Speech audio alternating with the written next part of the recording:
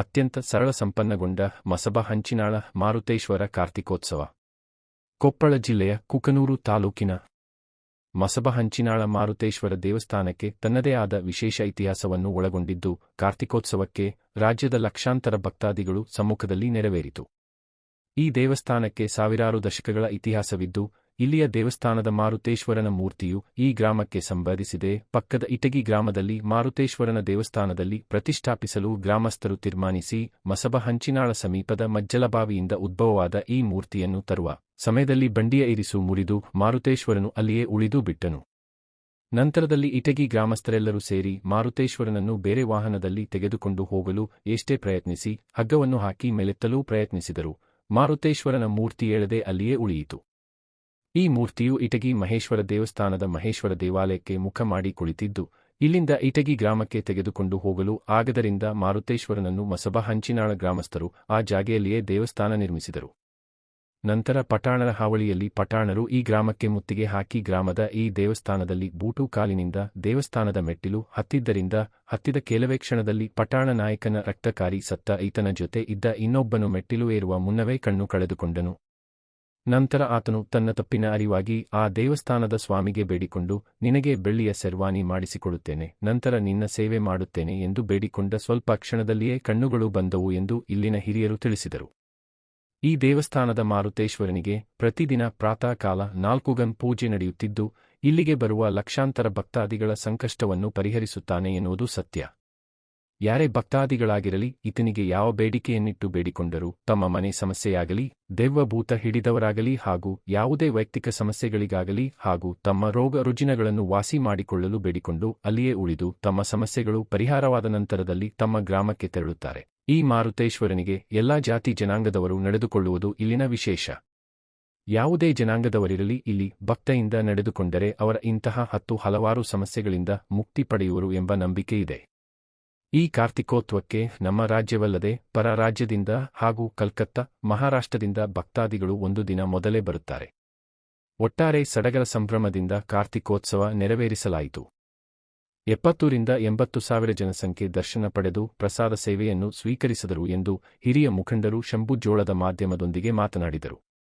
25 quintal ಅನ್ನ ಪ್ರಸಾದ ಮತ್ತು 8 ಕ್ವಿಂಟಲ್ ಗೋಧಿ ಹುಗ್ಗಿ, 2 ಕ್ವಿಂಟಲ್ ಬದನೆಕಾಯಿ ಪಲ್ಯ, 2 ಕ್ವಿಂಟಲ್ ಮಾದಲಿ ಪ್ರಸಾದ ವಿತರಿಸಲಾಯಿತು. ಸಚಿನ ಆಚಾರ ಮಾತನಾಡಿ, ಸಾವಿರಾರು ವರ್ಷಗಳ ಇತಿಹಾಸವುಳ್ಳ ಆಂಜನೇಯ ಸ್ವಾಮಿಗೆ ಇಂದು ಕಾರ್ತಿಕೋತ್ಸವ ಇರುವುದರಿಂದ ವರ್ಷಕ್ಕಿಂತ ವರ್ಷಕ್ಕೆ ದೇವಸ್ಥಾನದ ಅಭಿವೃದ್ಧಿ ಕಾರ್ಯಗಳು ಮತ್ತು ದೇವಸ್ಥಾನದ ಜೀರ್ಣೋದ್ಧಾರ ಕಾರ್ಯಗಳು ನೆರವೇರುತ್ತಿದ್ದು, ಬೇರೆ ಬೇರೆ ಗ್ರಾಮ ಜಿಲ್ಲೆಗಳಿಂದ ಭಕ್ತರು ಆಗಮಿಸುತ್ತಿದ್ದು ಬಂದಂತಹ ಭಕ್ತಾದಿಗಳಿಗೆ ಅಚ್ಚುಕಟ್ಟಾದ ಪ್ರಸಾದ ಸೇವೆಯನ್ನು ನೆರವೇರಿಸಲಾಗುತ್ತದೆ ಎಂದು ಹೇಳಿದರು. ಕಾರ್ತಿಕೋತ್ಸವ ಸಂದರ್ಭದಲ್ಲಿ ಬಂದಂತಹ ಭಕ್ತಾದಿಗಳಿಗೆ ಸುರಕ್ಷತೆಗಾಗಿ ಬಿಗಿ ಬಂದೋಬಸ್ತ್ ಕಾರ್ಯಕ್ರಮವನ್ನು ಪಿಎಸ್ಐ ಟಿ ಗುರುರಾಜ್ ಮತ್ತು ಪೊಲೀಸ್ ಇಲಾಖೆಯವರಿಂದ ನೆರವೇರಿಸಲಾಯಿತು. ವರದಿ ಚೆನ್ನಯ್ಯ ಹಿರೇಮಠ, ಕುಕನೂರ. ಮಾರುತೇಶ್ವರ ಕಾರ್ತಿಕೋತ್ಸವಕ್ಕಾಗಿ ಜನಸಾಗರ ಹರಿದು ಬರುತ್ತಿದೆ. ಒಂದು ಅನ್ನ ಪ್ರಸಾದ ಮತ್ತು ಇತರ ಎಲ್ಲ ಅನುಕೂಲಗಳಿರ್ತದೆ. ಹೀಗಾಗಿ ಇದು ಒಂದು ದೊಡ್ಡ ಹಬ್ಬ ಅಂತ ಹೇಳ್ಬೋದು.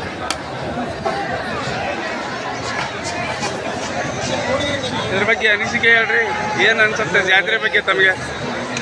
ಪ್ರತಿ ವರ್ಷವೂ ಜಾತ್ರೆದು ವೈಭವ ಜಾಸ್ತಿ ಆಗ್ತಾಯಿದೆ, ಹನುಮಪ್ಪನ ಭಕ್ತರು ಜಾಸ್ತಿ ಆಗ್ತಾ ಇದ್ದಾರೆ.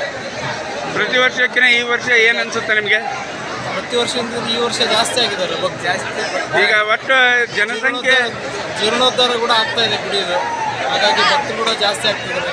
ಅವರ ಸಹಕಾರದಿಂದ ಗುಡಿ ಒಂದು ದೊಡ್ಡ ಪ್ರಮಾಣದಲ್ಲಿ ಬೆಳೀತಾ ಇದೆ. ಒಟ್ಟಾರೆ ಎಷ್ಟು ಜನಸಂಖ್ಯೆ ಸೇರಿರ್ಬೋದು ಸರ್? 10ರಿಂದ 15 ಸಾವಿರ.